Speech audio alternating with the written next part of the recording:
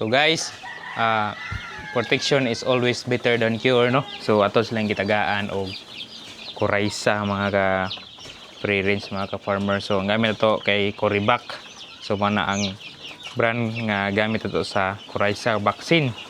Then mao na siya atong gibang baksinan mga ka free range kani sila. Natay upat lang ka box. So hapit na may mahuman.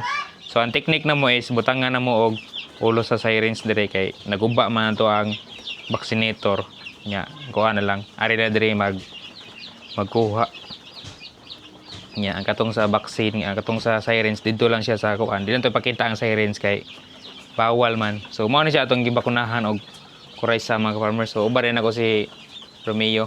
So nagkuan mi no, nag-vaccine ta kay para protection nila sa Coryza mga farmers. So salamat kay sa pagtanaw og happy farming sa tanan. God bless and amping ta kanunay.